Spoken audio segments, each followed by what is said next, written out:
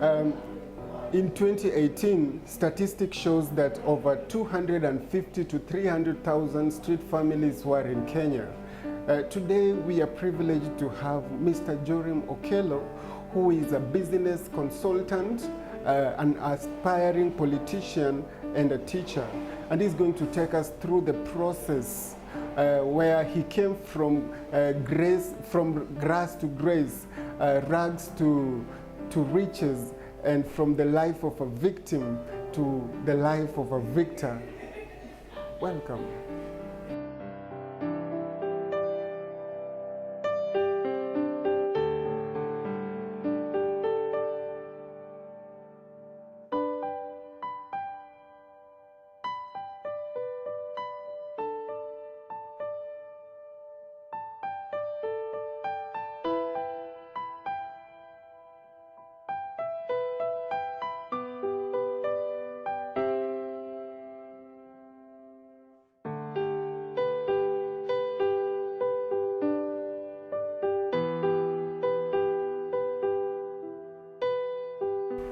Now, I'm Jorim Okello, born and raised in Siaya County, that is in Kenya, in a family of 12, but from a polygamous family of 4 wives.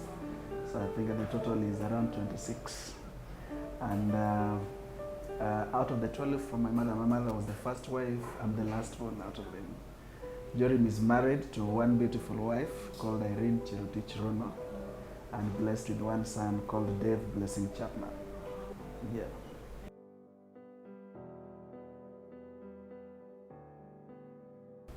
Yeah, I went to school in a place called Nyawara Primary School, that is in Siaya County, Game Sub-County, up to class 8, many years back. And then I was not lucky to go to high school immediately, because I went to high school after around 4 years.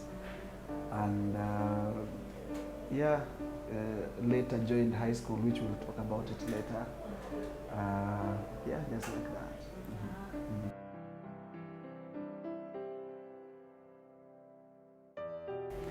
Yeah, Jorim is a former high school teacher, but currently is a business consultant. Where I deal with properties, we sell land, we sell houses, we do also architectural work. This is my office where we are right now, in Eldoret.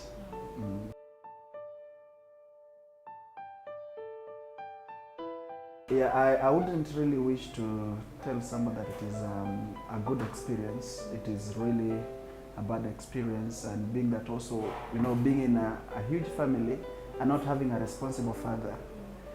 We were left with our mother. That is, let me talk of my mother only.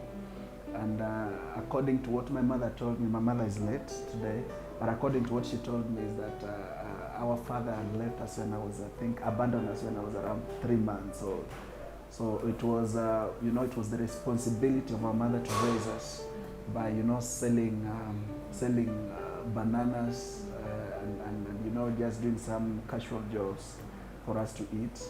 And we went through a very painful experience, whereby we even eaten with jiggers. I don't know, eaten in quotes.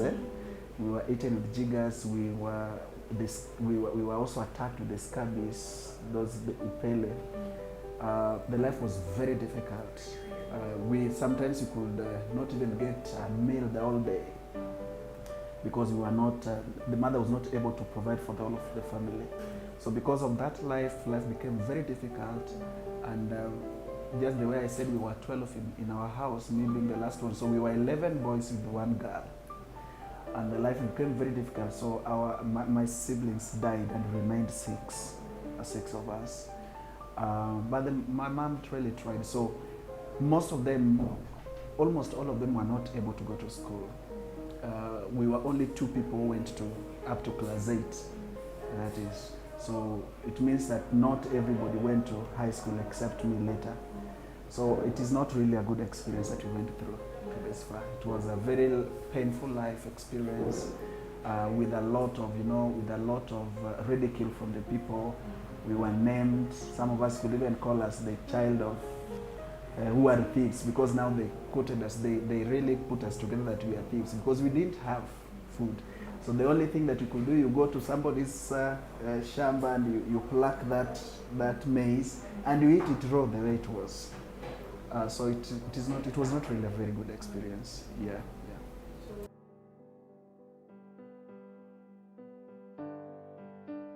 There was one of my brothers who went to Nairobi. By that time, going to Nairobi from Siaya County to Nairobi was 400 shillings or 300 shillings to Nairobi. So he went to Nairobi because of the life that we were going through. So he went just to Nairobi. He was here in Nairobi, so he went to Nairobi to test life so that he can see how he can support our family. But unfortunately, he died later. So I also decided to follow him in Nairobi. And life became very difficult, and I just entered Nairobi and then he died. So he was brought up home. But I really wanted to go back to Nairobi. So going back to Nairobi, I found myself on the streets because I had nobody, I didn't know anybody to stay with and all that. So I got myself on the street of Nairobi, in Isili, 4th Street. That is in Nairobi. So that is how I got myself on the streets for about 2 good years.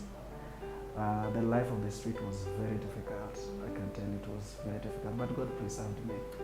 Yeah, God preserved me.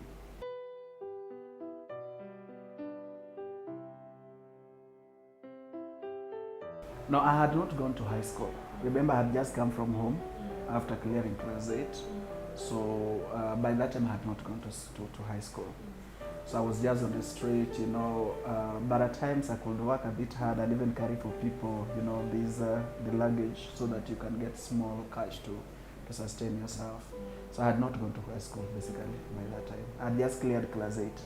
So being on the street, I had not gone to high school by then.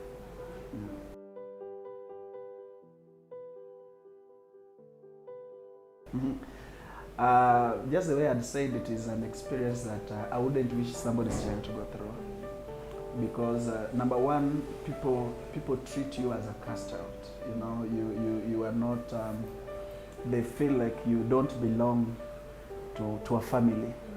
But one of the things that people should know is that not everybody that found themselves in the street really desires to be there. But it is an experience that maybe situation takes you there. I know there's some people who are going there because they want to test, but many of them, I think 99%, is because of the family issues. So the life was not really good because at times there is no food you eat. You depend on the help from the people, and also people despise you. They feel like you don't belong to any society, even from your own. So the life was not really good because you don't have a place to live. You don't have a place to sleep. You sleep on the streets, right? So it also made me, I think it was not much, I can say it was not much of a shock to me because that life we were in it earlier.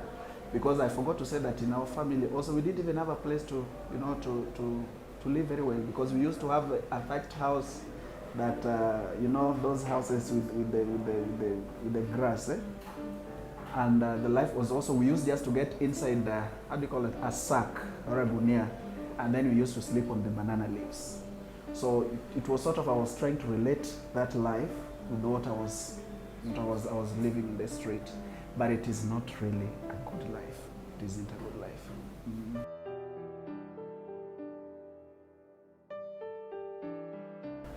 I don't know whether it is surviving. It is living a pathetic life. Surviving, it is a whereby you can, I can do 1, 2, 3 and get an income. That one you can survive.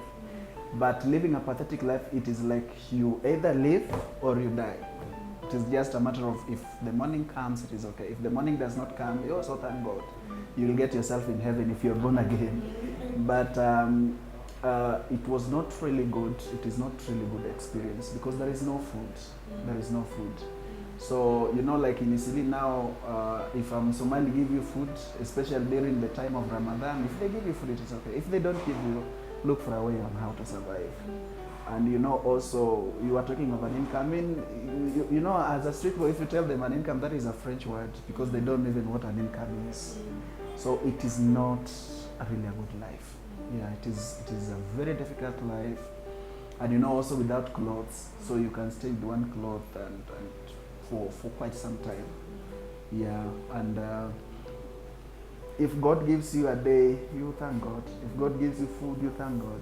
If you don't have, you survive. Yeah, you survive.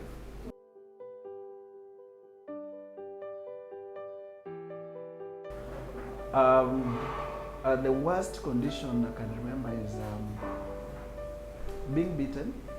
Yeah, being beaten. And I think by that time I almost lost my life because of the people, just the way I told you, people treat you as a cast out. You don't belong to that society. So that life of being beaten, na pia kukulwa na baridi kidogo, you see, and all that period. And also, you know, not having somebody to relate with. Because not everybody wants to relate with you. I believe even you by that time you could have not related with me. Yeah. So, you know, that is the worst thing that can ever happen to a human being are two things. Not having somebody to associate with, and the second thing is losing hope. Yeah, so those are the very worst experiences.